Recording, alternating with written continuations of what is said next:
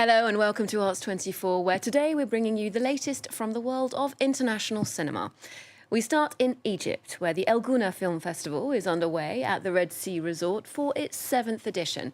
Our culture editor for France 24's Arabic channel, Lyana Saleh, joins me now from the festival. Hi, Lyana. So this is first and foremost an arts event, a promotional moment for the film industry, but it has been affected by the geopolitical context in the region with the war going on there. Tell us more.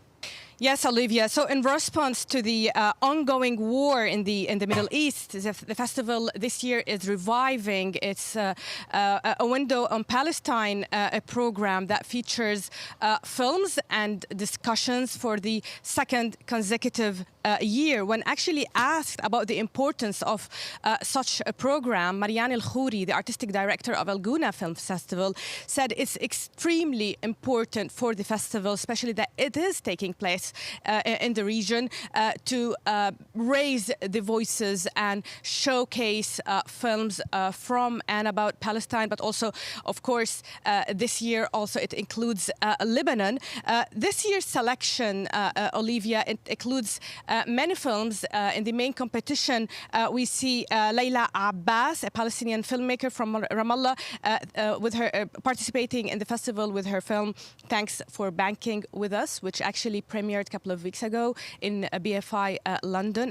Lebanese director also Farah Qasim is participating in the documentary feature competition with her feature film We Are Inside, which took her actually 7 years to make it. It's an intimate portrait of her country in crisis. So both Palestine and Lebanon are present in this year edition, not only in the lineup and in the films, but also in guests and jury members. Eliane Al-Raheb, for example, she's the head of the jury in the competition, in the documentary competition. I talked to her and she told me, I actually have two return tickets, one for Europe and one for Lebanon, because she's not sure if she will be able to go back home after the festival concludes. Take us through the program globally at the event this year. In this year edition, we see a rich program with a lineup of 55 films coming from all around the globe. Some films are actually premiered for the first time in the Middle East and North Africa, such as Pedro Almodovar's film The Room Next Door, which won the Golden Lion in this year Venice Film Festival. In a surprising last-minute change, Olivia, the Egyptian drama The Last Miracle, which was supposed basically to open last night opening ceremony, was replaced with a Croatian film for reasons of clearance. We still don't know the exact reasons why this short film was censored, but it created some buzz here in Gouna.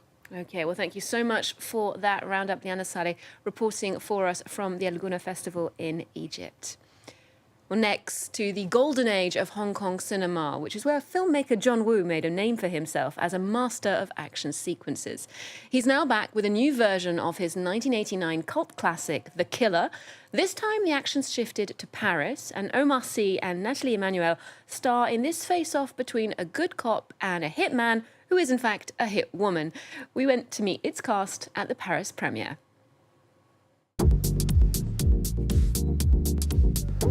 A cold-blooded assassin who's evaded the police for years.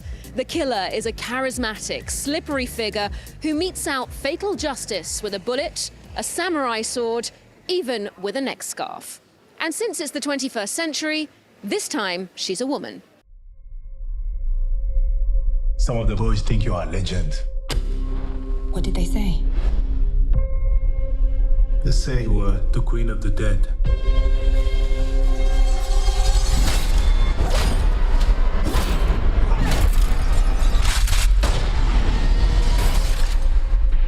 Why did you save the girl? Easy question, not so easy answer. When we meet her, what's motivating her is probably just survival, probably just, someone who has kind of, this life has found them, and she's just good at it. She's like, I'll kill when I know and I'm assured that it's necessary, not that any killing is necessary. Have you ever been shot? No. You're lucky. I have. Maybe I'm just better at what I do. Z is certainly a conflicted figure, empathetic and deadly. And after high-profile appearances in Megalopolis, the Fast and the Furious franchise and Game of Thrones, Nathalie Emmanuel was eager to take on a leading role. You need to use a language a man will understand. It's so exciting. It's stuff that dreams are made of for me. I mean, I could never have predicted that this would be something that happened. Not because I'm like, oh, I don't believe in myself, but, you know, it's so hard, and I'm really proud of the work. It's all just kind of led to this moment, just with each thing, trying to develop, trying to gain experience, and just trying to build with every job that I do and every role that I take on, and challenge myself in each way. So I felt really ready for this, actually. Contract was clear. She should be dead. You just betrayed the most dangerous man in Paris. Take care of the witness. If you want to live, come with me.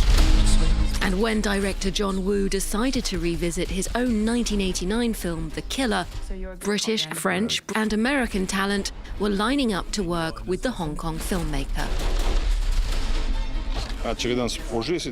What drew me to the project was the opportunity to work with a director like John Woo.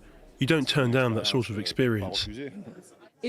John Woo's a cult director, a real reference for action films. What was he like on the shoot? He's very low-key, but very enthusiastic when he's happy with something, like a child.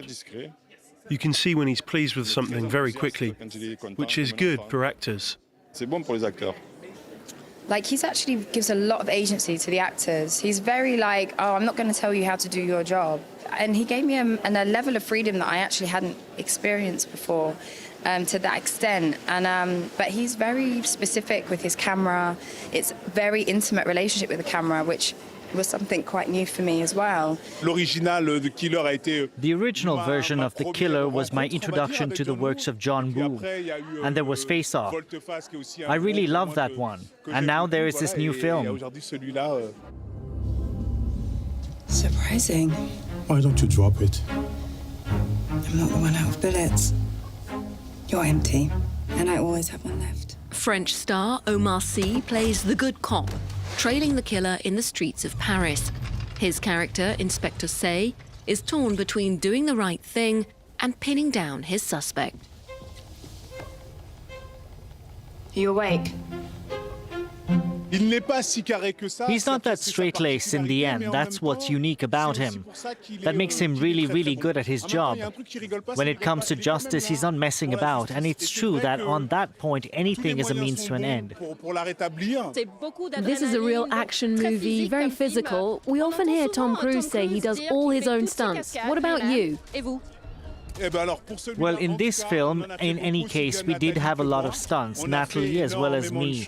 We did a lot of stuff and we put a lot of work in that department.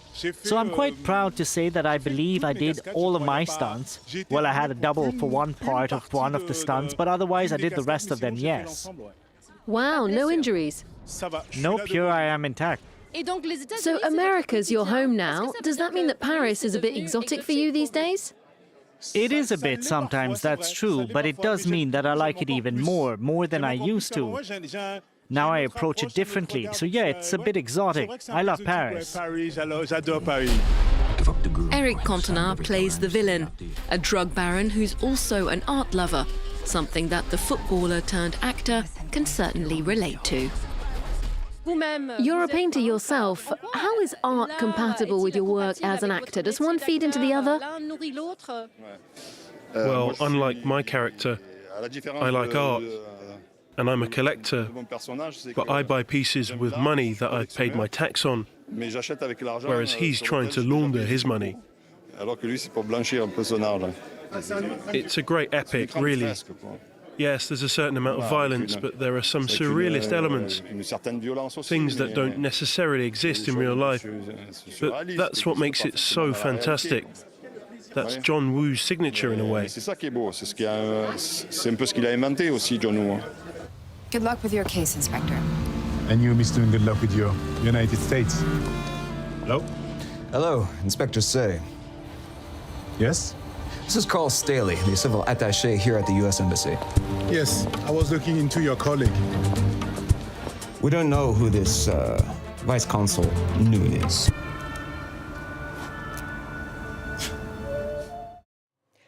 To a more musical experience now with the release of Road Diary, Bruce Springsteen and the E Street Band.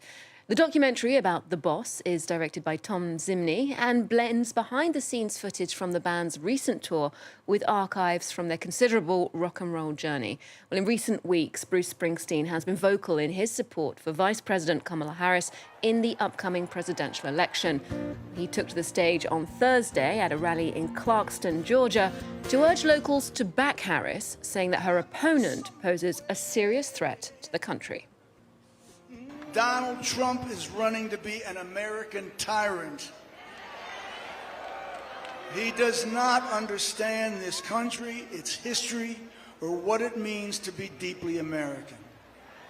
And that's why November 5th, I'm casting my vote for Kamala Harris and Tim Walz. Bruce Springsteen there, never shy about injecting politics into his performances on stage or in the studio. Well, that documentary following the musician is currently streaming on Disney Plus and Hulu. We'll leave you with a preview. Otherwise, do check in with us next time here on Arts 24 and on our website too for more arts and culture. There's more news coming up on France 24 just after this.